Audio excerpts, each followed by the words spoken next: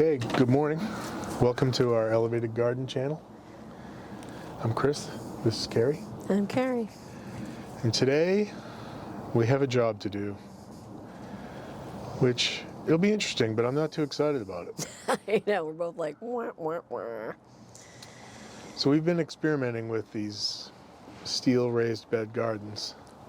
We've got 6, 5 of which are filled. And they're in the wrong spot. Yep, wrong spot. Wrong spot. So we got to move them. Gotta move them. And they're Hugelkultur beds, too. And we just set them up last year. Yeah. They haven't even had a chance to hugel. I know, no hoogling going on here. Well, let's get shoveling. Yeah. Because I'm not gonna move those beds sitting on the porch. Yeah. Oh, look how dark and beautiful it is. Yeah, good dirt. Oh, hello. Sorry. Communication, that's the key. Good looking dirt. I see eggshells. So cool. You gonna shovel?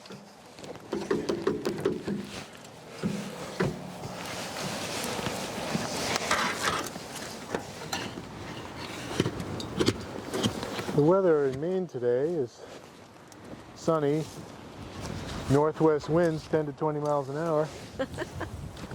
10 to 20, I think that's generous. When is the wind not blowing out of the northwest 10 to 20 miles an hour? I don't know. Hello, Rapunzel. There's a Oh my boy. goodness. Huh?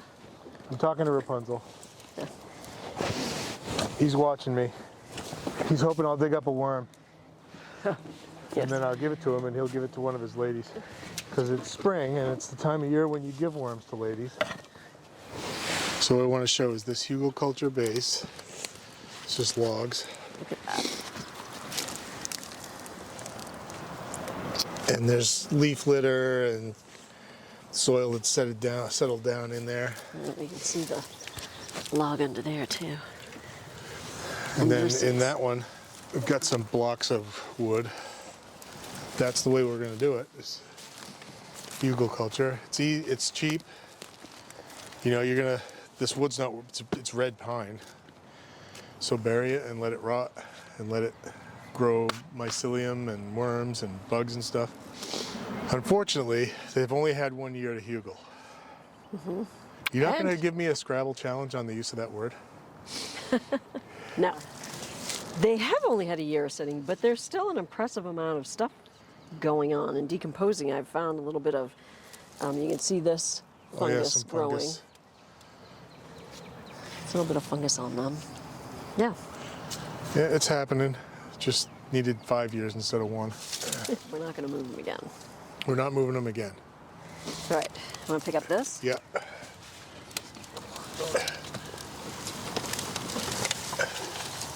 There's some good dirt settled down in there.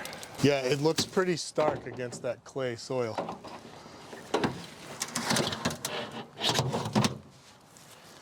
You put that dark, rich compost on a clay background and it's like, wow, that's what good dirt looks like. I know. Put it again.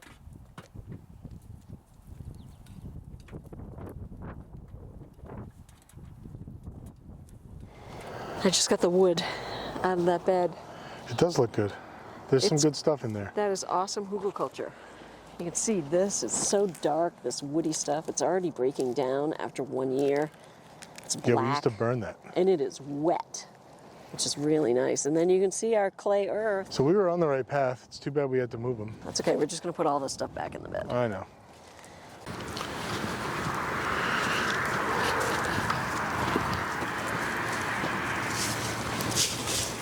That's the best part of this method is that all your waste goes right back into the bins. You don't have to do anything with it. Compost it. It is compost.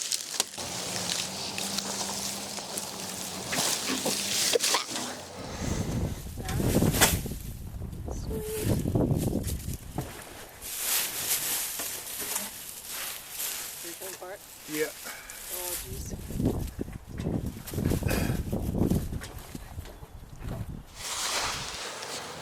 Man, I keep losing that pitchfork. I gotta paint the handle orange.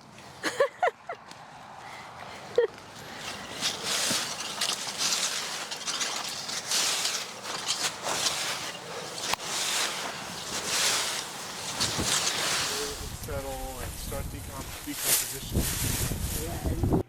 These first couple beds are not ours. We bought them last year to sort of get a feel for how the whole thing worked.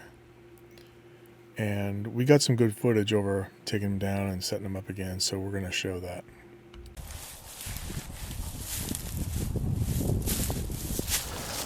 So these are our compost piles. We put all of our chicken coop waste in here and our wood ashes. And this pile is how old? 2 years. 2 years old. I think the way we have it set up is a little too dry, but there's some good compost.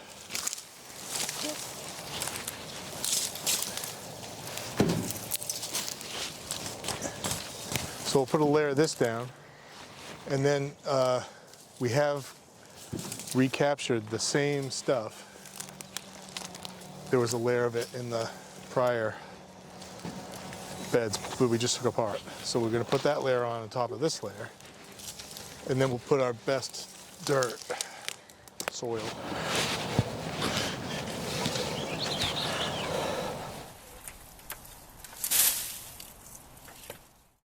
So this process is like building a lasagna, except you start with sort of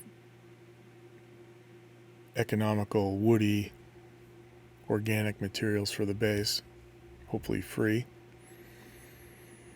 And as you work your way up towards your plants, where your plants are going to be interacting with the soil, you gradually increase the nutrient value until you get all the way up to topsoil, where you're going to have your seedlings.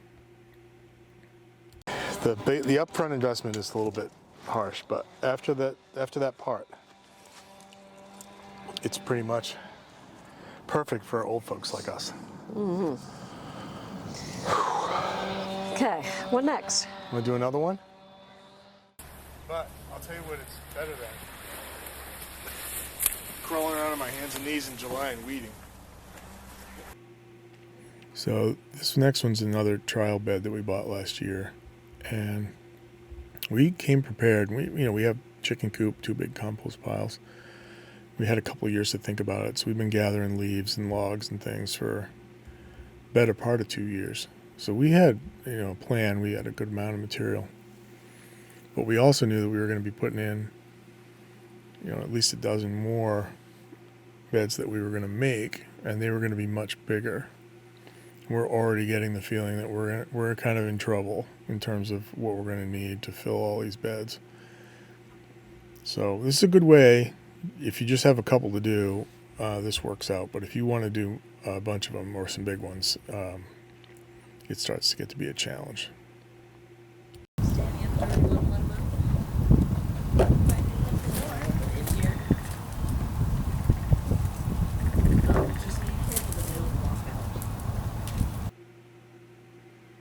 Now we open that gate up in the fall, late fall and the spring, and let the chickens into the garden. We try to keep them separated from gardening by a month or so, but they're really great for weed control, and it's good for them too.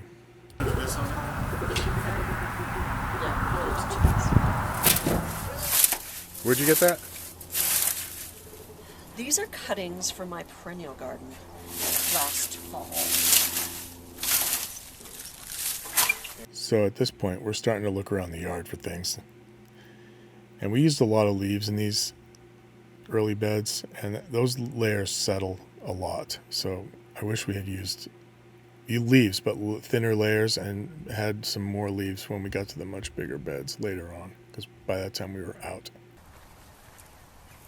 All right. This is the tallest bed we have. Of course it is. It's waist high. Because we made it. Yeah, we did make it. It's awesome. Yeah. Beep, beep, beep. Yeah, right here. I'm not bending my back At all. At all. Zero bending. Zero bending. Can reach half of it without bending. The other ones are nice, but they involve a little bit of stooping. Birch stump going in. Do you want to be in the yard for a while? Yeah. There was a chopping block there. It's too short. Too short. So this is prototype number 1 of an Ergonomic Gardens bed. We bought the manufacturing prototypes and while we worked everything out.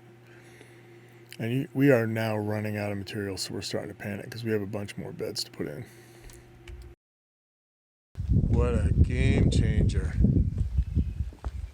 We're gonna make it. Wow. Hugel that.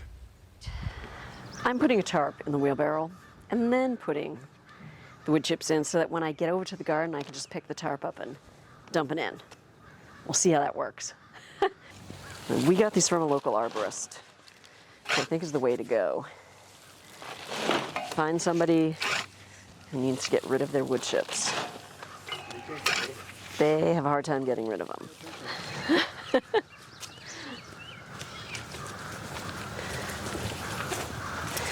Okay. You can help me with this one, and then I'll get fewer chips next time.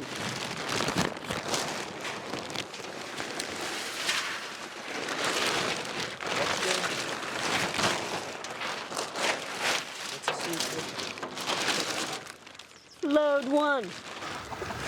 All right, so we got a 14-foot bed, 36 inches high, with 33.5 inches of wood chips in it.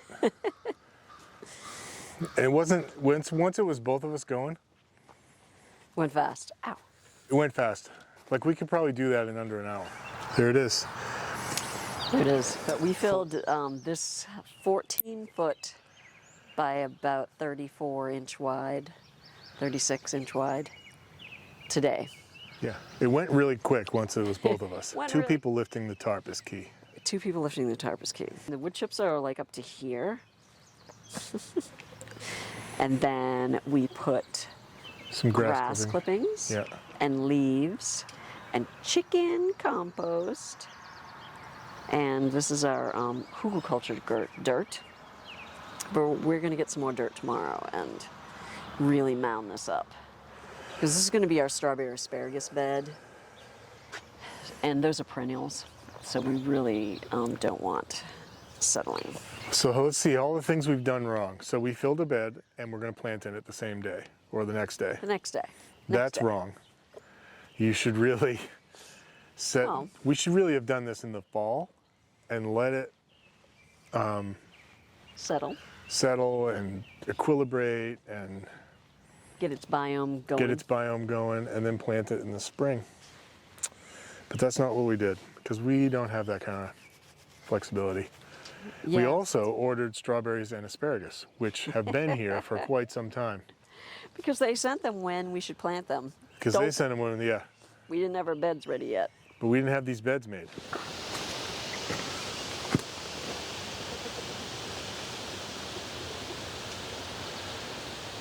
Yeah, see, that's not playing around.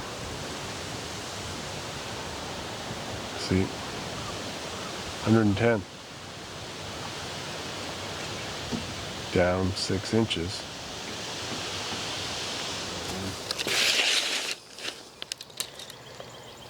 It's 100 degrees down there. But watch this. So this says 70. And if you put that right down in there, it's pushing 90, 89. If we could get one a day filled with wood chips and prepped with soil, surface soil, whew, then we're gonna make it. It's done. Yeah. But now we're in a no-dig permaculture Tarps. place for the rest of time.